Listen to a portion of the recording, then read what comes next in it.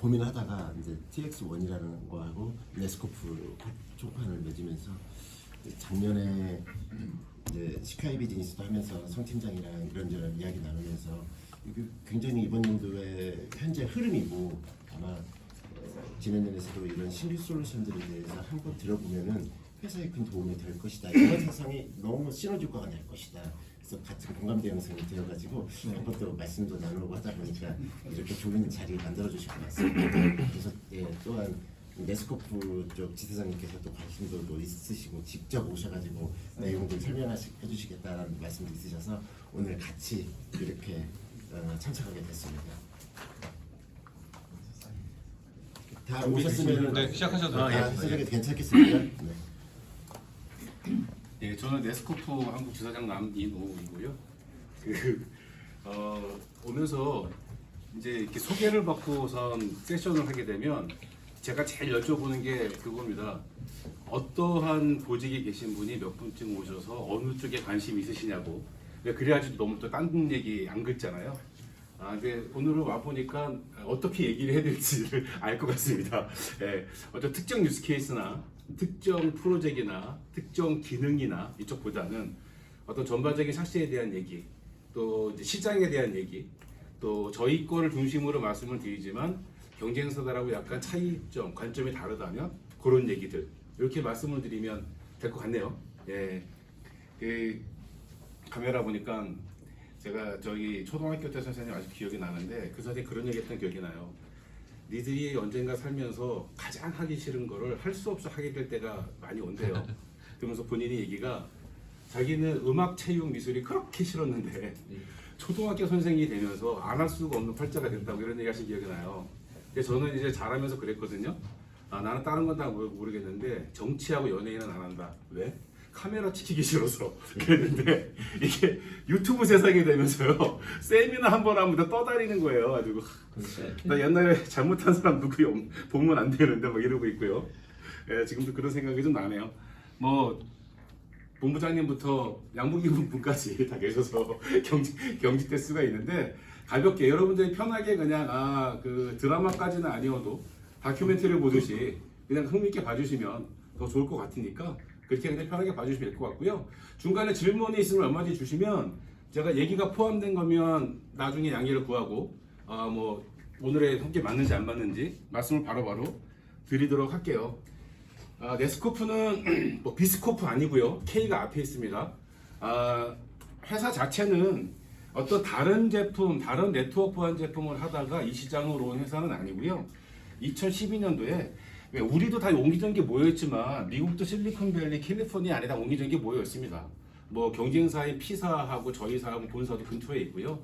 저희 참업자분들이나 계신 뭐 초창기 멤버분들도 다 주니퍼, 팔로알토 뭐 이렇게 해서 다 창업하시고 다 그런 시장입니다. 그래서 처음에 이제 CEO께서 2012년도에 회사 창립하셨고 저희는 이 지금 말씀드리려고 하는 셋시 또는 SSE라고 불리는 시장만 참여를 하고 있고요. 그것만 가지고 서브스크립션으로 작년 매출이 500밀리언입니다. 500밀리언이면 5억 불. 서브스크립션 5억 불이면 상당한 거거든요. 근데 저희하고 뭐 세미나 자리라고 생각하고 경쟁사를 좀 편하게 말씀드리겠습니다. 예. 이제 G스케일러와 팔로알토하고 주로 많이 경쟁을 하는데 G스케일러도 SSE 샷시 중심으로 하죠. 거기 매출이 저보다 더 많습니다. 그리고 이제 P사 같은 경우에는 다른 제품하고 섞여 있으니까 매출을 딱 띄기는 어렵지만 만만치 않을 것이라고 보고요. 제가 얘기 왜 드리냐면 제가 작년에 올 초에 이제 네스코프 조인을 했는데 저도 보안을 국내에서 20년 넘게 했습니다만 네스코프 오면서 그렇게 생각을 했어요. 얘는 앞으로 한 몇 년 더 지나야 되는 이머징 프로덕이고 몇 년 더 지나야 돈을 벌기 시작할 것 같은데 내가 가서 2, 3년 동안 거짓말 잘해갖고 잘 살아남아야 되겠다 이런 생각을 하면서 왔거든요. 근데 와 보니 지금 말씀드린 저희가 505억 불 뭐 저기 뭐 시장이 이미 머추어 되어 있는 상태라는 생각이 많이 들어요. 더 이상 기다렸다가 오는 샷시하고 SSE를 검색을 하거나 유튜브 보면 제일 먼저 나오는 얘기가 리모트 사용자, 이동 사용자, 지점망을 위한 보안의 니치 이렇게 표현이 되어 있는데 더 이상 그렇지는 않다. 지금 저희 같은 경우에도 에어버스나 뱅크 오브 어메리카 이런 데는 몇 밀리언씩 내고서 전 세계 10만 명이 다 이렇게 쓰는 이런 식으로 가고 있거든요. 한국도 그렇게 오래 멀지는 않았다. 여기서 하나 또 사족을 하나 붙여드리면 이런 것 같아요. 제가 예전에 그런 얘기 들은 적이 있는데 어느 회사를 가든지 간에 신입사원 노트북이 제일 좋습니다. 왜요? 새로 받잖아요. 그죠? 네. 사장님 노트북이 제일 좋아요. 자, 그래서 이 얘기를 왜 드리냐면 지금까지 네트워크 보안을 쭉 이렇게 어느 보안 트렌드가 나오면 보안 선진국, IT 선진국 위주로 시장이 확장이 됐어요. 뭐 한국, 일본, 뭐 미국, 유럽. 근데 재밌는 게 지금 말씀드리려고 하는 이 보안 제품의 근간은 레가시에 있던 네트워크 보안 제품을 레가시에 있는 네트워크 보안을 통으로 들어서 클라우드에 얹은 거거든요. 자, 그러다 보니까 여러 가지 장단점들이 생기는 게 오늘의 주제인데 그러다 보니까 재밌는 게 대한민국은 네트워크 보안에 지금까지 투자를 웬만큼 다 했어요. 방화벽, IPS, 와프, 프락시 다 했고 샌드박스도 웬만한 곳에 다 있고 막 이래요. 그죠? 자, 그러니까 이거를 클라우드에서 구현한 셋시나 SS가 나왔는데 대기업은 좋아도 선뜻 못 가요. 왜? 이미 투자한 거 다 뒤집어 엎을 수는 없잖아요. 반대로 어디가 지금 핫하냐 하면 인도네시아, 말레이시아, 몽고 등등등등 지금까지 네트워크 보안 제품에 그렇게 많이 투자하지 않았던 것들은 이게 너무 좋은 거예요. 돈만 내면 지금까지 어떤 뭐 오버헤드 없이 바로 세팅이 다 끝나니까. 제가 지금 미리 이것에 말씀드리려고 하는 거에 대해 시장에 대해서 잠깐 좀 맛을 보시라고 말씀을 드렸고요. 그런 재미있는 시장이다. 용어를 좀 하나 아셔야 돼요. 우리가 SSE라고 했고요. Secure Service Edge라고 표현을 드는데 Secure Service Edge 나중에 자료 드릴 겁니다. 보면 네스코프가 제일 위에 있고 이제 G사가 있고 P사가 있고 이렇습니다. 자, 근데 오늘 준 세미나라고 하니까 경제사 얘기도 말씀드릴게요. 앞에는 분명히 셋시라고 되어 있었어요. 셋시라고 되어 있고 지금 SSE라는 얘기 나왔는데 셋시라고 하는 용어로 가버리면 리더 그룹은 비슷한데 P사가 조금 더 앞에 있습니다. 네스코프가 약간 뒤에 있고요. 자, 여러분들이 앞으로 고객을 만나고 영업을 하시려고 하면 이제 그 내밥이냐 니밥이냐 구분하는 게 제일 중요하잖아요. 예전에 여기도 뭐 방화벽 오래 하시지만 예전에 방화벽이라 그래서 갔는데 막 IPS였었고 UTM을 찾는데 갔더니 뭐 이런 경우 많잖아요. 그러면 안 되기 때문에 말씀을 드리면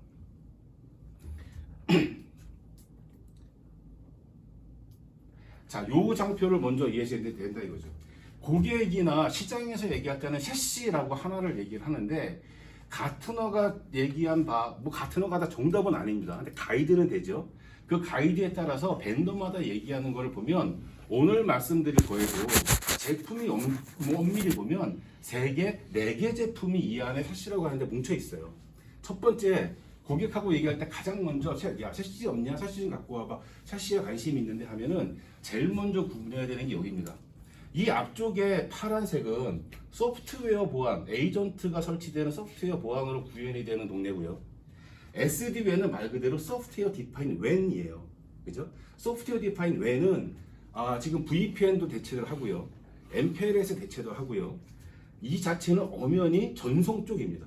암호화 통신이 가미된 전송 쪽입니다. 자, 근데 고객이 셋시 원해요. 그러고 가갖고 이 얘기를 막 하면 난 이게 관심이 있네 하시는 분도 있고요. 셋시 얘기해서 이 얘기하면 잠깐만요 무슨 얘기 하시는 거예요.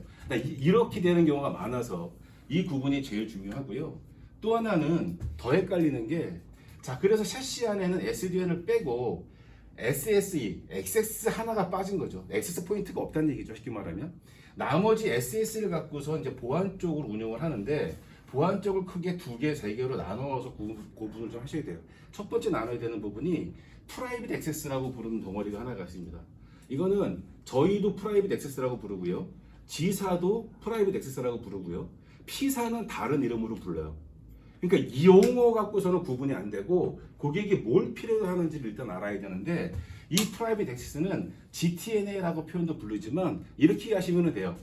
얘는 레가시 보안에서 IP색에 대응되는 사이트 투 사이트에 대한 터널과 그것이 클라우드에서 유지되는 보안 이렇게 이해하시면 될 것 같고요. 얘는 VPN하고 표현이 되어 있지만 기존의 SSL VPN하고 대응되는 애라고 보시면 될 것 같아요. 보안을 클라우드 보안을 얘기하는데 갑자기 IP색하고 SSL 얘기가 먼저 얘기가 나오네. 이제 요것 때문에 헷갈리기 시작을 합니다. 자, 우리가 일반적으로 관심이 조금밖에 없는 분이 인터넷에보다 더 헷갈리는 것 중에 하나는 케이터라고 하는 데는 얘로 출발을 해갖고 이 얘기를 주로 많이 하고요. 보안으로 출발하는 사람 이 얘기를 많이 하고요. 네스코프도 당연히 보안으로 출발한 회사이기 때문에 이 얘기를 더 많이 합니다. 자, 그래서 오늘은 다 얘기를 드리긴 드릴 건데 요 SD-WAN 얘기는 장비예요. IPsec 장비가 들어가서 MPLS나 IPsec을 대체하는 거기 때문에 이 기능을 쭉 지금 뭐 QoS가 어때요, 뭐 이런 얘기, 라우팅이 어때요, 이런 얘기 드릴 시간은 아닌 거라고 생각해서 뒤에 잠깐만 말씀을 드리겠고, 얘도 SSL VPN 대비 또 터널링으로 중심으로 한 이런 SD-WAN 대비 장단점에 대해서 잠깐만 말씀을 드리겠고, 중간에 바디가 되는 부분은 자, 그래서 네트워크 보안이 인터넷 클라우드로 올라갔을 때 여기 보시는 이러한 것들이 클라우드향 유출 방지 관점, 또 시큐어 게이트웨이를 대체하는 스레트 프로텍션 관점으로 어떤 특징들을 가지고 장단점이 있는지 이 얘기를 중심으로 말씀드리려고 해요. 제가 지금 쭉 말씀드린 얘기를 여러분이 연차도 다르고 보직이 다를 테니까 지금 쭉 말씀드린 얘기가 거부감 없이 이해가 되셨다면 굉장히 유익한 시간이 될 거고요. 지금 무슨 얘기하는 거지? 이러셨으면 약간 졸리실 수도 있습니다. 네. 자, 그래서 제가 클라우드 시대의 정보보안, 한마디만 더 드리면 일단 이 얘기를 먼저 드릴 거예요. 얘는 뒤에 잘라서 갑니다. 그러니까 요것만 중심으로 보시면 될 것 같습니다. 클라우드 시대의 정보보안이라 이름 붙인 이유는 클라우드 정보보안 이러면 클라우드를 위한, 클라우드를 사용하는 사람들을 위한 정보보안이라고 이해를 하기 쉽잖아요. 그거 아니고 지금 말씀드린 것 중에 하나는 나는 클라우드를 쓰든지 안 쓰든지 상관없이 클라우드 시대이기 때문에 혜택이 주어지는 쪽에 보안이 있습니다. 좀 스포해서 말씀을 드리면 SSL 디크립션 같은 게 가장 큰 예입니다. 옛날에 레가시 보안 때는 네트워크 보안 많이 하시지만 내가 프락시를 갖다 놓고 SS 트래픽을 풀려고 하더라도 비용이 너무 많이 들기 때문에 100% 내가 원하는 대로 다 풀어서 사용하지 못했어요. 근데 클라우드로 올라갔기 때문에 그런 것들을 잘 마음 편히 할 수 있게 됐다. 이런 것이 이제 그 중에 하나이고요.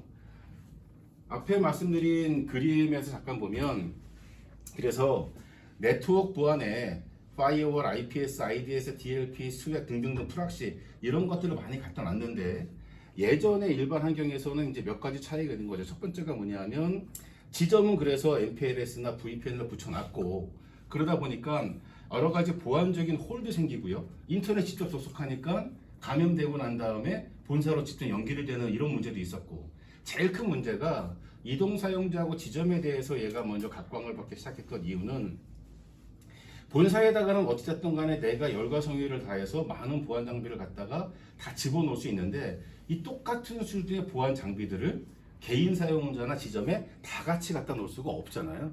이게 이제 두 번째 가장 큰 문제였던 겁니다.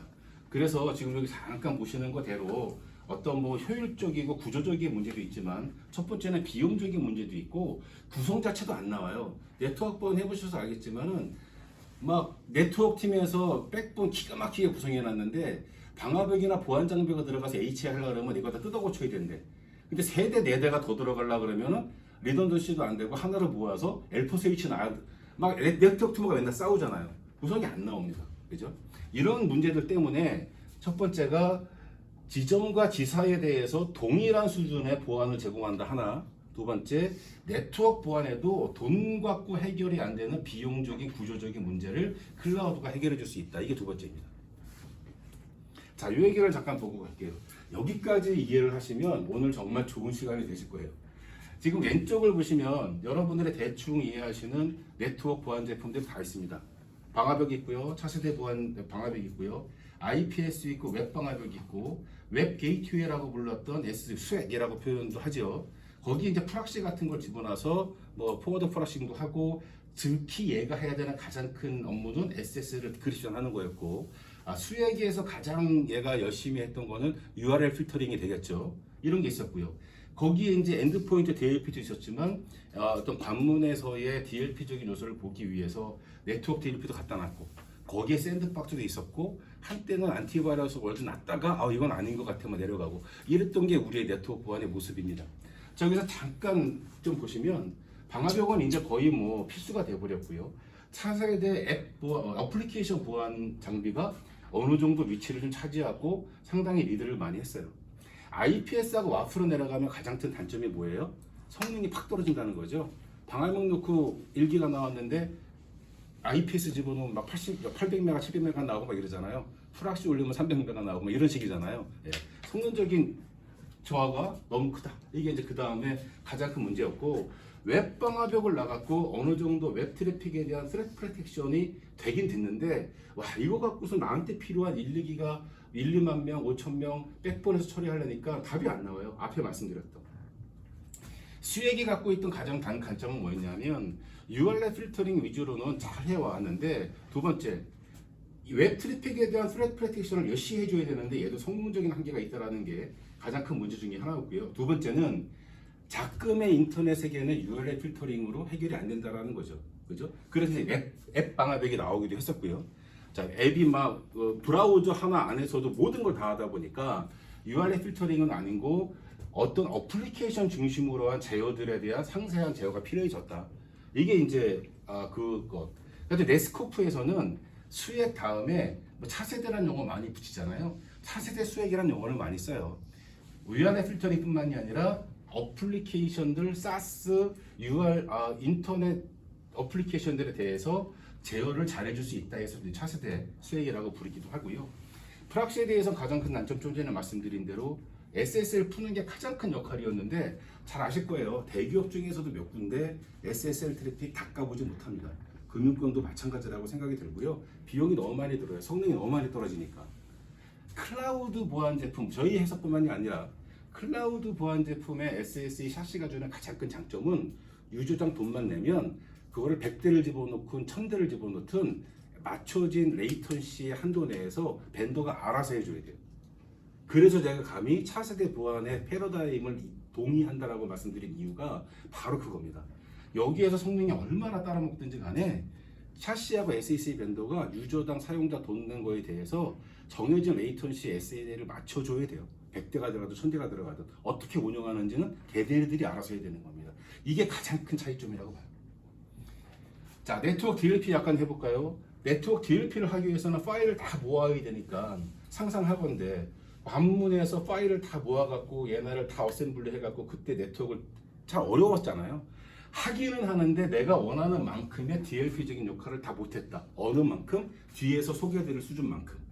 그것들이 클라우드로 왔기 때문에 옛날에는 억지로 아이캡에 보내갖고 뭐 막 이렇게 했던 거를 갖다가 지금은 아무 생각 없이 거의 리얼타임으로 제공해 주는 게 이 시장의 특징이다.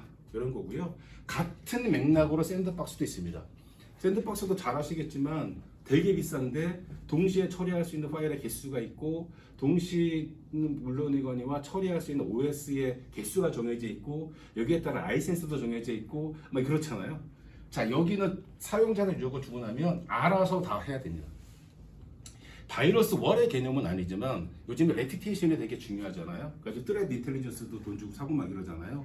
이 안에 들어가면 내가 파일을 트레드 인텔리전스 차원으로다가 검사를 해야 될 것이 있다면 이 클라우드 위에서 지들끼리 이제 뭉친 어소시에이션이 있을 거 아닙니까? 클라우드 익스체인지라고 부르는데 거기서 주고받고 물어받고 하기 때문에 자연적으로 트레드 인텔리전스에 대한 오늘 제가 오면서 이메일을 하나 봤는데 저희 고객 중에 하나가 어딘가 다크웹에 이메일 주소가 떠돌아다닌다고. 우리 고객은 앞에는 몰라도 앱 도메인은 알잖아요. 앱 도메인 고객의 그 이메일이 다크웹에 떠돌아다닌다고 네스코프가 디텍을 해서 고객한테 알려준 이메일을 하나 보고 왔거든요. 그런 식의 것들이 이제 뭐 내가 지금까지는 그거를 다 알아서 해야 되는데 그럴 필요가 없다. 자, 두 가지를 말씀드리고 가겠습니다. 첫 번째, 레가시에서 잘하고 있던 걸 굳이 왜 클라우드에 던져놨다고 자랑이에요? 두 가지인 거죠. 하나, 레가시에서 하기는 했지만 성능적인 문제, 비용적인 문제, 구조적인 디플로이 문제 때문에 못했던 것들을 이제는 클라우드에서 할 수 있다. 첫 번째. 두 번째는 빈자리 보이시죠? 빈자리. 예전에 이렇게 다 갖다 놔도 안 됐던 애들이 있던 거예요. 안 됐던 애들 중에 것을 갖다가 클라우드로 갔기 때문에 된다라는 얘기고, 다시 말하면 여기에서 이제 경쟁사 포인트. 자, 비스슨해 보이지만 그렇다 그러면 네스코프는 이만큼을 한데 니네는 어디까지 하느냐가 이제 경쟁 포인트가 될 거고요. 제로 트러스트 얘기 많이 하잖아요. 제로 트러스트가 뭐 별건가요? 어디까지 접근 제어를 할 거냐가 제로 트러스트잖아요. 네스코프가 하는 접근 제어의 11가지 단계가 이렇습니다. 요거를 지금 간단하게 쭉 넘어가 볼 거고요. 모르는 얘기는 없어서 기술을 설명하진 않을 거예요. 그렇기 때문에 시간은 금방 넘어갈 수 있습니다. 자, 이건 앞에 말씀드린 참고 자료, 성능적인, 비용적인, 구조적인 문제 이외에 그전에는 옛날에 수액으로다가 웹 트래픽만 URL 보면 됐었습니다만 지금은 지금처럼 섀도우 IP도 너무 많고 사스 앱도 많고 인터넷 어플리케이션도 복잡하기 때문에 더 이상 예전에 했던 레가시 보안으로는 어렵다 말씀을 드린 내용이고요. 그래서 결론은 네스코프처럼 경쟁사처럼 클라우드에다 저거 다 때려놓고 모두 거기를 접속을 해서 보안을 하게 하면 이건 뭐예요? 방화벽 정도는 요즘에 뭐 일도 아니니까 이 정도는 뭐 보안적이 본사에 하나 놔도 되고 없어도 되고 이런 식의 개념인 겁니다. 자, 이렇게 놓으면 아까 말씀드린 대로 비용 효과도 되지만 가장 중요한 거는 어디에 있는 누구든지 간에 동일한 수준의 보안 점검 효과를 얻을 수 있다. 이게 가장 큰 거죠. 그래서 팝이라는 용어로 당신네들은 저런 세트가 몇 나라에 몇 개가 있어요. 이 얘기에 나오기 시작을 한 거고, 또 하나는 그러면 지금 당신이 말한 저렇게 수십 개의 기능들을 모든 펍에서 다 설치합니까? 왜냐하면 어떤 회사는 봤더니 서울 팝에서는 접속만 하고 뒤에서는 옆에 가서 계산해 갖고 온다던데 뭐 이런 경쟁 포인트들이 생기기 시작을 하는 겁니다. 뒤에서 다시 한번 말씀드릴 거예요. 자, 그래서 이제 본론으로 들어가네요. 그죠? 앞에 서론이 너무 길었는데, 자, 여기는 잠깐 보시면 됩니다. 이러한 것들 때문에 세 가지로 나누어서 말씀드릴 거예요. 스랩 프로텍션, 정보 유출 방지, 그리고 아까 오른쪽에 빼냈던 ZNA 접속에 대해서 좀 이제 이 캐터고리가 어떻게 제공되고 있는지. 오늘 좀 뭐라 그럴까요? 날씨가 풀렸는데, 우리 마누라가 강추해서 무려 90% 울에 10% 캐시미어를 입었더니 막 지금 얼굴이 후끈후끈 올라오고 있습니다. 예. 살짝 열을 좀 내리고요. 자, 그래서 스랩 프로텍션 모르시는 얘기 아닙니다. 특징들만 아시면 스랩 프로텍션은 다 특징이라고 말할 게 없어요. 지금 여기서 뭐 얘가 탐지율이 몇 프로예요 이런 걸 얘기할 수도 없고, 이제 간단하게 넘어가도록 하겠습니다. 점검 포인트죠. 경쟁사 대비 아니면 고객 포인트. 역시 첫 번째는 샤시에서 제공하는 트랩 프로텍션의 가장 큰 베네핏은 SSL 트래픽을 다 깐다는 겁니다. 100%. 자, 여기서 경쟁 포인트 하나. 일부 경쟁사는 SSL 트래픽을 다 까긴 까는데, 그러니까 HTTPS 트래픽을 다 까기는 까는데 그 중에 5365 트래픽은 안 깐대요. 근데 네스코프는 다 깐다. 이런 자랑을 하나 하거든요. 그러니까 이런 부분이 경쟁 포인트 중에 하나라는 거고, 5365 트래픽을 그들이 안 까는 이유 중에 하나는 마이크로소프트도 보안회사고 마이크로소프트가 어려운지 잘할까봐 굳이 그 트래픽까지는 안 까고 성능을 높이는 게 좋지 않아? 네스코프가 얘기하는 건 그렇지 않다. 5365 트래픽에도 어마어마한 그 삐리리들이 섞여 있다. 다 까야 된다. 네스코프는 다 깐다. 이 얘기고요. 나중에 이제 엔지니어분들이 추가적으로 봐주셔야 되는 부분들이 뭐냐면, 제가 이런 질문을 많이 받아요. 여보세요. 방화벽이든 IPS든 프락시든 한 개만 잘 만들기도 엄청 어려운데 그 하나하나 다 넘버원 포인트 솔루션들을 다 모아놨는데 걔네보다 이걸 다 잘한다고요? 다 잘한다고 얘기하는 게 네스코프 얘기이고요. 다 잘하는지, 정말 근접하게 잘하는지 경쟁사에 대한 비교는 여러분과 고객이 해주셔야 된다는 얘기죠. 안타까운 거는 뭐냐 하면, 제일 앞쪽에 보셨습니다만 샤시라고 이름 붙은 데 안에는 네트워크 전송, 단말 전송, 단말 암호화 트래픽에 지금 말씀드린 모든 보안 기능이 다 포함되어 있기 때문에 한두 시간 PT를 갖고 절대 변별력이 일어나지 않아요. POC를 하더라도 정말 작심하고 내가 원하는 부분을 제대로 보지 않으면 비슷하네 이러고 넘어가려고 끝이에요. 그러면 안 된다는 얘기를 드리는 겁니다. 아주 POC까지는 최소한 가야 이런 부분들이 어디까지 이루어지고 있구나를 이해를 되셔야 되는 거고요. 네스코프는 그런 관점에서 지금 보시는 몇 가지 주요 소위 말하는 스레트 프로텍션에 대한 딥 인스펙션을 어디까지 하고 얼마나 잘할 수 있는지를 꼭 비교를 해달라는 얘기를 드리는 겁니다. 다른 제품이 되더라도 보셔야 된다는 얘기고요. 물론 이럴 수 있어요. 아까 나온 것처럼 잠깐만 여보세요. 우리는요 샤시 중에서 이 전송 쪽만 관심이 있고요. 보안은 관심이 없어요. 오케이. 보안에 관심이 있는데요. 보안 중에서 정보 유출 쪽에만 관심이 있어요. 트래픽 프로텍션은 관심이 별로 없거든요. 오케이. 라이센스는 다 나눠져 있어요. 제가 말씀드리는 건 관심이 있다면 제대로 보시라라고 강의 드리는 거죠. 그게 SSL 시장의 관전 포인트이기도 해요. 모든 지금까지 들었던 엔드포인트 보안 제품 몇 개만 빼고는 다 있는데 이걸 한두 시간 얘기하고 자료 몇 장으로 비교할 수 있다는 거 말이 안 되잖아요. 자, 요 장표도 마찬가지로 그런 관점에서 네스코프가 주는 트래픽 프로텍션에 대한 어떤 딥 인스펙션에 대한 관련들을 많이 봐주십사 하는 부분에 대해서 하나 말씀을 드린 거고, 네스코프의 어떤 그런 부분에서 포인트 솔루션들에 비해 갖고 이런 부분들이 전혀 밀리지 않는다라는 부분들을 계속 보여드리고 있습니다. 그리고 회사마다 약간씩 차이는 있는데 기본적인 트래픽 프로텍션과 네트워크 DLP는 한 패키지로 거의 다 움직이고 있어요. 뺏고 들어가긴 하는데 이 시장에 옵션들이 몇 개 있습니다. 네스코프 같은 경우에는 이제 리모트 브라우저 아이솔레이션, RBI 이런 이제 옵션으로 구성이 되어 있고요. 경쟁사도 이제 그런 부분도 있고, 그리고 이제 샌드박스 같은 부분도 나중에 어디까지 얼마나 잘 지원이 되느냐. 제가 왜 이런 안타까운 얘기를 자꾸 드리냐면 많은 고객분들이 이렇게 샌드박스 되고 IPS 되고 이러고 넘어가신단 말이죠. 그러면 안 된다는 얘기고, 아까 말씀드린 대로 이런 제가 예를 하나 들어드릴까요? 제가 네스코프에 처음 와갖고 리셀러 분들하고 이제 얘기를 하고 이러다 보니까 뭐 견적 좀 주세요, 초기 견적 드리고 그랬더니 이런 어떤 말씀을 많이 하셨냐면 네스코프가 가격이 2배가 넘게 비싸요, 3배 가까이 비싸요, 경쟁사에 비해서 막 이러시는 거예요. 그래서 나는 앞에서 파트너들이 너무 많이 붙여먹나? 우리가 뭔가 잘못했나? 내가 뭐 잘못 알고 있나? 처음에 고민이 많았어요. 근데 나중에 한번 뭐 영업하시는 분들한테 말씀드릴 기회가 있을 텐데, 지금 말씀드리는 거가 종류만 해도 이만큼 있잖아요. 거기에 여기처럼 기본적인 기능 덩어리, 좀 심화된 기능 덩어리 이렇게 있잖아요. 이거에 따라서 가격이 천차만별인 거죠. 그러니까 제가 이제 리셀러 분들한테 가급적 드리는 게, 이게 고객하고 미팅을 하고 고객의 유스케이스를 파악을 해갖고 엔지니어 분들을 협의하고 진행하면 그런 일이 거의 없어요. 왜? 엔지니어 분들이 고객이 어디까지 어떤 기능을 원하시는지가 협의가 됐으니까. 근데 어디에서 맹점이 생기냐면, 여기도 이제 리셀을 하시는 데니까 저기 일단 견적 좀 줘보세요. 그죠? 시작하면서. 그러면 A사는 여기 기준으로 주고 B사는 여기 기준으로 주고, 우리처럼 귀환의 보완을 하려면 다 하셔야 돼요. 그럼 이러다 보니까 3배 차이가 나는 거예요. 이해되시죠? 자, 그래서 시장에서 가격, 제가 단언컨대 비슷한 유스케이스를 갖고 비슷하게 묶어 놓으면 리스트 프라이스로는 경쟁사나 저희랑 비슷합니다. 네, 그렇기 때문에 너무 많이 차이가 난다 그러면 유스케이스가 잘못된 거예요. 감히. 그런 차이를 좀 말씀을 드리고요. 자, 그런 부분들이 전문 포인트다. 자, 그래서 어떤 아까 지금 말씀드렸던, 제가 시간을 너무 많이 뺏고 있는 건 아닌가 모르겠네요. 벌써 30분이 넘어갔구나.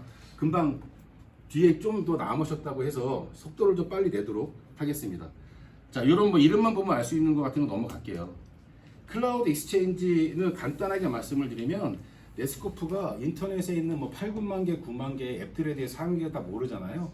그러다 보니까 그것이 어떤 거라는 거를 이제 소개해 드리는 건데, 그냥 네스코프가 색깔만 표시했다고 좋은 애 나쁜 애를 보시는 게 아니라, 네스코프가 평가하고 색깔을 두고 점수를 준 기반이 이러이러한 근거를 갖고 줬다라는 걸 같이 보여줍니다. 그러면 이제 사용자들, 고객들 입장에서는 여기에서 이러이러한 기준 때문에 점수가 깎였던 거면은 뭐 괜찮아. 이러이러한 기준으로 점수 깎인 건 안 되겠네. 이런 판단을 하시라는 것이 이제 들어가 있다라는 얘기고요. 경쟁사도 인정하는 네스코프의 강점 중에 하나는 UEBA라고 하는 게 들어가 있다라는 겁니다. UEBA는 한마디로 표현하면 아시다시피 사용자 행동, 사용자의 어떤 통계를 기반으로 룰을 주겠다고 하는 건데요. 통계를 기반으로 한 근거는 뭐냐? 여기 있는 이런 것들입니다. 얘만 특별히 많이 던져요. 얘만 특별히 안 가는 데 가요. 얘만 특별히 남들 안 하나 다운로드를 받아요. 얘는 갑자기 이상한 나라에서 왔어요. 이런 것들이죠. 이런 부분에 대해서 나중에 자료를 좀 보시면 될 것 같고, 지금 뭐라고 하는 것만 시간이 많이 없으니까 말씀을 드리겠고요. 의외로 고객들이 되게 좋아하십니다. 그래서 룰은 2가지. 이러이러한 크리테리아에 남들보다 평균 이상 이하는 무조건 룰을 적용해 할 수도 있고, 아니면 그냥 나한테 보여만 줘. 내가 나중에 참고하게 이렇게만 할 수도 있습니다. 중복되는 얘기 넘어가겠습니다. 자, 그래서 트랩 프로텍션에 대한 얘기는 뭐 이런 정도로 점검 포인트만 말씀을 드렸고요. 정보 유출 방지 쪽을 조금 말씀을 드리면 크게 두 가지로 나누고 싶어요. 특히 저희도 금융권하고 잘 아신다고 생각이 들 텐데, 제가 처음에 얘기를 금융권 가서 얘기하면 그래서 우리는 클라우드 안 해요 이러시는 분들 많았거든요. 근데 클라우드가 536으로 쓰거나 슬랙을 쓰거나 이러면은 뭐 개발 툴을 쓰거나 이러면 뒤에서 말씀드릴 사스 특화된 정보 보안을 해야 되지만, 클라우드를 다른 말로 하면 좀 똑똑해진 인터넷 아닙니까? 여기 보시면 생성형 AI를 쓰고 파일 포맷 스타이스트를 가거나 번역 사이트에 자리 던지고, 이거는 내가 사스를 쓰는 거랑 아무 관계 없잖아요. 클라우드 시대이기 때문에 생긴 위협이라는 거죠. 자, 그래서 말씀드린 건 물론 이 중에는 일부 기능은 어플리케이션 방화벽이 제공을 했던 기능이기도 해요. 자, 근데 두 가지 포인트 말씀드렸죠. 이걸 갖고선 전체적으로 사용하기에는 너무 비용과 구조가 어려워지고, 두 번째는 이게 클라우드 쪽에 올라가면은 본사 이외에는 혜택을 못 받는다. 그렇기 때문에 클라우드에서 이걸 잘 하시는 게 중요하다 말씀드린 것처럼요. 생성형 AI도 네스코프에 등록된 생성형 AI 사이트가 250개가 넘어요. 그러면 그 중에서 사용하지 않는 것들은 막아야 될 거고요. 사용을 한다면 어떤 DLP적인 룰 제어를 해야 될 거잖아요. 그러면 뭐 이렇게 뭐라 그럴까요? 소스 코드는 당연히 얘가 인지해갖고 맞고 이러는데 어떠한 지리에 키워드가 들어가면 안 되고 이런 거 필요할 거잖아요. 이런 식의 것들이 들어간다는 얘기고요.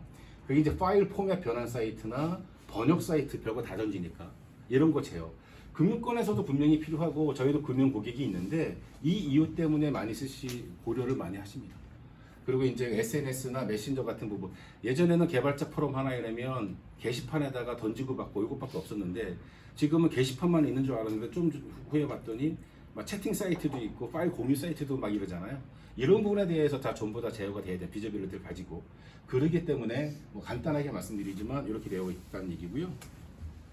이 얘기만 조금 드릴게요. 이제 가시화라는 얘기 너무 많이 들으셨잖아요. 얘도 이제 가시화가 중요한데, 지금은 다 한 페이지에 몰아놨는데, 내가 어느 날 ABC도 모르는데 사용자가 막 사용했어요. 그러면 여기 ABC에 대한 사이트에 야 이건 뭔지는 모르겠는데 누가 접근을 했대, 누가 로그인을 했대, 심지어 걔는 이 안에 들어가 뭘 다운받았대, 이게 무슨 사이트지? 이런 가시화를 판단하는데 아주 중요한 도구가 된다는 얘기죠. 그래서 땡땡땡 사이트인데 뭐가 다운이 됐어, 얘 뭐지? 들어가면 거기에 대한 자세한 정보, 그거에 대한 자세한 정보. 그래서 내가 이거를 제어를 할지 막아야 될지, 이 사람 액티비티를 어떻게 봐야 될지 하는 부분에 대한 가시화가 되게 잘 되어 있다. 이게 이제 일반 레가시 장비에서는 그 CPU 파워나 이런 것들 때문에 자세히 나올 수가 없는데, 클라우드이기 때문에 잘 나오고 있다. 이 얘기 먼저 강조를 드리고요. 나머지는 뭐 간단하게 콘텍스트 기반으로 이런 행위에 따른 제어가 세부적으로 가능하다. 정보 유출 방지 쪽으로 가면 예전에 프락시나 수액에서 뭐 사람 이름, 사이즈, 뭐 브라우저 정도만 나왔다면, 지금은 여기 이제 보시는 누가 어떤 브라우저 IP로 어떠한 디바이스를 가지고 어떤 OS에 어떤 경로로 나갔는데 파일 이름은 DOC지만 실제적으로는 도면이었고 등등등등등.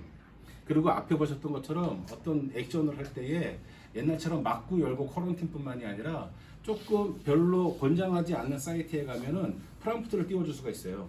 그래놓고 경고만 하고선 오케이 하고 나가도 되고, 아니면 자 여기는 회사에서 굳이 업무에 필요 없는데 너가 여기를 쓰는 이유로 소명해 주세요. 그럼 몰라볼라 왜 이게 내가 필요해라고 쓸 거잖아요. 얘가 로고에 같이 저장이 됩니다. 이거 좋아하시는 고객 하나 되게 많았어요. 나중에 이제 소명을 해야 되니까. 그래서 정보 유출 방지 차원에서의 포렌식 기능으로는 경쟁사보다 저에게 되게 잘 되어 있나 봐요. POC 때 좀 강조 포인트라는 거고요.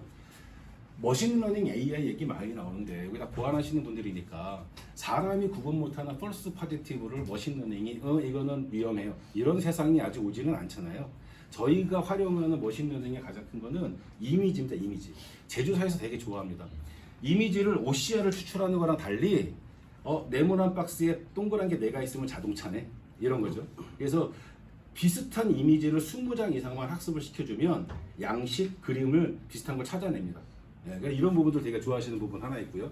모 통신사는 그렇게 가짜 접수가 많이 된대요. 그래서 실제 자기네 양식도 아니고 실제로 자기네 공인저기도 아닌데 일종의 스팸 같은 거죠.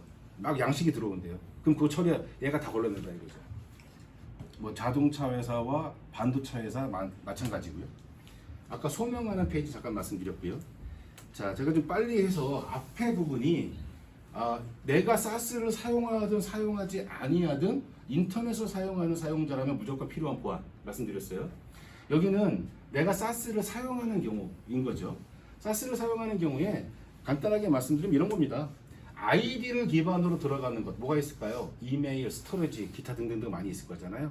내가 지메일을 허가는 했지만 이거 어플리케이션 방화벽에도 지원되는 것 같긴 한데 내가 지메일을 활용을 했다면 지메일을 회사 메일로나 들어가고 그 위에 도메인은 못 들어가게, 내가 어떤 스토리지를 사용하면 회사 스토리지 아이디로나 들어가고 그 위에 아이디 인스턴스로는 못 들어가게 룰을 다르게 주게, 이런 것들이 가능하다는 얘기고요. 슬랙 많이 쓰시는데 쓸 때 워크스페이스가 다 구분되어 있잖아요. 이거 색깔 똑같아갖고 무지 헷갈립니다. 회사 얘기 막 하다가 워크스페이스 바꿔놓고 여기다 막 딴 얘기하고 있어요. 자, A 워크스페이스에서 해야 되는 DLP 룰과 B, C 워크스페이스에서 해야 되는 DLP 룰을 다르게 줄 수 있다, 못 쓰게 할 수 있다. 이런 것들이 이제 클라우드 환경에서 정보 유출 방지 차원으로 봐야 되는 것들. 위해서 몇 가지 말씀을 좀 간단하게 드렸고요. 자, 여기서 한 가지만 말씀을 드리면 계속 강조드리지만 경쟁사하고 비슷해요 하지 마시고 오늘 말씀드린 내용에 관심이 있으시면 좀 자세히 봐주시기 원한다는 얘기 드렸고요. 회사마다 이름이 막 달라요. 저희는 GTNA 넥스트라고 부르는데 여기 이제 두 가지가 있습니다. 아까 말씀드렸던 프라이빗 액세스라고 표현하는 SSL VPN 대체하는 개인 단말의 접속 환경, 또 하나는 보드레스 웬이라고도 부르고요, 소프트웨어 디파인 웬이라고도 부르고요, 샷시라고 얘기하면 이해가 되시는 장비가 들어가서 MPLS망을 대체하고 VPN망을 대체하는 이런 용도로 사용이 되는데, 제가 이걸 앞을 가리고 이렇게 나타났습니다. 자, 여기에서 논란이 생겨요. 얘 같은 경우에는 지금 좀 이따 말씀드리겠습니다만 기존의 SSL도 잘 쓰는데 뭘 대체를 해? 왜? 이런 게 되는 거죠. 장단점이 있습니다. 한 가지 장점 쪽에는 뭐냐면 기존에 있는 SSL VPN은 공인 IP가 노출되잖아요. 소위 말하는 어택 서페이스가 노출됐다 그래서 그 취약점으로 통한 보안 사고가 많이 나나 봐요. 근데 GTNA 아키텍처라고 부르는 데를 보면 다 공인 IP 쪽이 노출되어 있지 않거나 연결 전에 인증을 하거나 이런 메커니즘이 이제 GTNA 메커니즘이라고 말씀드리거든요. 자, 기술적인 자세한 말씀을 드릴 수 없지만 지금 샤시하고 SSA 쪽에서는 이 클라우드에서 앞에 거를 제공해야 되는 이 구조상 공인 IP가 노출되어 있지도 않고 그리고 연결 전에 인증 전에 연결이 되지도 않고, 세 번째 가장 중요한 건 SSL VPN은 접속이 되면 그 네트워크 단위로 접속이 되잖아요. IP색도 마찬가지지만. 근데 이 샤시하고 SSA가 주는 프라이빗 액세스는 어플리케이션 단위로 접속을 줘요. 요즘에 마이크로 세그멘테이션 얘기 많이 들어보셨을 텐데 그 개념입니다. 남인우가 이 사이트 접속이 되면 우리 회사의 어플리케이션 A, B, C, D 중에 A하고 B만 갈 수 있어. 따로따로 터널에 연결되는 거예요. 어플리케이션 단위로. 네. 그렇기 때문에 이제 그걸 갖고 제로 트러스트 아키텍처, 제로 트러스트 관점에서 제일 진보된 아키텍처 이렇게 표현을 드리는 부분이고요. 단점도 있어요. SSL VPN 지금 장비 사놨는데 좀 뜯어버릴 거예요. 감가상각가 안 끝났는데. 그게 이제 가장 큰 목적입니다. 개비를 어차피 해야 되실 분인데 서브스크립션에 대한 두려움이 많이 크지 않다면 당연히 일로 가는 게 좀 대세입니다. SD-WAN도 지금 아까 몇 번 말씀드렸는데 얘가 한마디로 표현하면 그거잖아요. 요만한 모뎀 같은 거 갖다 놓고 예전에는 MPLS 갖다 전용선을 뚫었는데 비싸니까 지금은 인터넷 DSL은 되게 좋아졌잖아요. 인터넷 ABCD 라인 받아서 얼마 되지도 않으니까 얘를 갖고 묶어서 어그리게이티드 트래픽도 발생할 수가 있고 여러 개 통신사 갖고 묶어놨더니 리던던시도 되고 이 안에서 다 소프트웨어로 처리가 돼야 되니까 QoS 당연히 지원이 되고 뭐 라우팅 이런 건 말할 것도 없고 그리고 막 되게 싸지고 할 거 다 하네. 자, 여기에서 하나 좀 제가 고객들한테 말씀드리고 싶은 것도 하나. 그래서 우리가 해외든 국내든 막 한 50개, 70개, 100개쯤에 MPLS를 기존에 사용하고 있었다면 1번으로 얘를 고려해 볼 만합니다. MPLS 회선 다 걷어내고 인터넷 회선만으로 유사한 효과를 낼 수 있다면 비용이 일단 반으로 가까이 줄 테니까 무조건 고려를 해야 되죠. 근데 많은 고객들 중에 기존의 인터넷 회선에 IPsec VPN을 쓰고 계신 분들이라면 굳이 일로 넘어가는 이유를 좀 고민해 보셔야 돼요. 확실한 목적이 있어야 된다는 거죠. 왜? 얘 어차피 다 썼어요. 이제 버릴 때 됐어요. 감가상각이 필요해요. 라든가. 가장 큰 저희가 생각하는 제가 고객이라면 가장 큰 이유는 뭐냐면 예전에 IP색은 다 턴을 해놓고 이런 보안들을 또 했어야 되는데 되게 조그만 UTM도 갖다 놓고 별짓 다 했는데 지금은 SDN으로 가버리면 사용자당 돈만 조금 더 주면 이걸 다 그냥 구현이 된 거나 마찬가지네. 귀향에 IP색을 갈아타면서 보안도 같이 보강을 좀 해야 되겠다라면 저는 좋은 이유라고 생각이 들어요. 근데 제가 만나본 고객 중에 어떤 분들 계시냐면 이건 개인차가 있습니다. 제 생각이에요. MPLS 망도 아니고 IPsec 망인데 VPN을 그냥 요즘에 트렌드가 그렇다니까 개비를 하고 싶으신 거예요. 보안 얘기를 하면 잠깐 맞아 거기까진. 그럼 이거 왜 바꾸시지? 네, 이 난리를 쳐서 아직 안정성이나 모든 면에서 IPsec VPN을 굳이 그래야 되나? 이런 고민이 남는 그런 동네입니다. 그래서 첨예하게 경쟁사들 간의 말만 들어서는 구분이 안 되실 거예요. 왜? 경쟁사들은 당연히 네스코프도 마찬가지지만 자기네가 유리하고 잘하는 것만 필요하다고 얘기를 하겠죠. 그래서 리셀러분들이나 고객분들은 그 포인트를 정확히 이해하셔서 남인의 말과 경쟁사 말을 보셔서 어디까지 고객한테 제안할 것인가를 파악하는 게 아주 중요하다. 결론은 하나예요.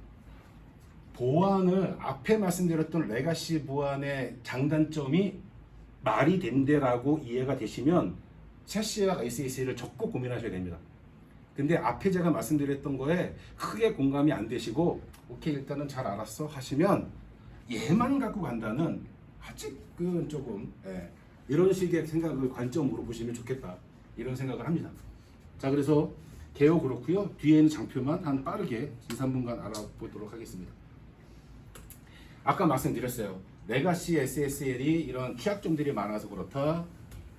어차피 이 SSL 시장 안에는 전 세계의 팝이 뭉쳐 있고 이 팝 안에는 사용자가 가까운 데 붙고 어플리케이션도 가까운 데 붙을 거기 때문에 자연스럽게 공인 IP가 노출되지 않은 GTNA가 가능하다. 이거 개념 나중에 장표 보시라고 말씀을 드렸고요. 그것에 대해서 이런 용어들은 다 신경 쓸 필요 없습니다. 그런 것들이 다 네스코프의 팝을 통해서 어플리케이션 단으로 연결이 된다. 이건 다 경쟁사도 마찬가지입니다. 이름이 다를 뿐이고. 요건 이제 회사들마다 좀 차이가 있어요. 이 GTNA, 그 프라이빗 액세스 시장에서 가장 SSL VPN하고 차이가 나는 게 뭐냐면 SSL VPN은 어플리케이션 단위가 아니고 네트워크 단위가 말씀드렸잖아요. 얘는 어플리케이션 단위인데 차이가 하나 있다면 기본적으로는 엔드포인트에서 시작하는 트래픽이 기본이에요. 다시 말하면 서버에서 시작하는 트래픽은 제약이 좀 있습니다. 서버에서 시작하는 트래픽 중에 가장 대표적인 게 VoIP. 그래서 VoIP 같은 거를 많이 쓰시거나 이런 환경에서는 섣불리 갈아타시면 안 되고요. 회사마다 구현 방법 이런 것들이 되게 다 차이가 많아요. 그래서 충분히 VoIP나 서버 이니시에이티드 트래픽 이외에도 GTNA 프라이빗 액세스가 주는 장점들이 충분하다면 가시는 게 맞고요. 아무 이유 없고 잘 쓰고 있는데 유행이니까 이건 아닌 것 같아요. 네스코프도 저희는 이제 그 SD-WAN, 브로드밴드 WAN이라고 또 이름을 다르게 불러요. 같은 겁니다. 이런 장비들을 가지고 아까 잠깐 말씀드렸잖아요. 뭐 조그만 IP색하고 비슷하게 생겼어요. 생겨 똑같고, 그다음 뭐 허벤스포크 방식으로 터널 맺고 데이터 던지고 거기 보안 얹고 다 비슷합니다. 그래서 아까 드렸던 거대로 경쟁사하고 차이가 하나 있다면 라면우 얘기대로 굳이 그러면 장비를 갖다 놓을 필요가 있나? 라고 생각하시는 고객들이 있어요. 장비를 갖다 놓냐 아니냐의 가장 큰 차이는 기능적으로는 다 소프트웨어로 고반되고 이거 다 큰 소프트웨어잖아요. 그러니까 네스코프는 앞에 말씀드렸던 샤시 SE와 브로드밴드 웨인에 제공하는 모든 QoS나 기타 등등의 VoIP 연결이나 등등등등을 소프트웨어로 처리가 가능해요. 그래서 네스코프는 굳이 장비가 없고 많이 약을 안 파는 이유가 저거다 이렇게 이해하시면 될 것 같고요. 이런 상세한 부분은 경쟁사 대비 좀 위에 찾아오시면 될 것 같고, 자 여기 정도로 제가 시간을 좀 많이 오버해서 마무리하고 뒤에는 그냥 서플리멘터리 자료로 남겨두고요. 좀 마무리 짓도록 하겠습니다. 너무 장황하게 빨리 달려오느라고 죄송스럽고요. 여기서 제 세션 마치도록 하겠습니다.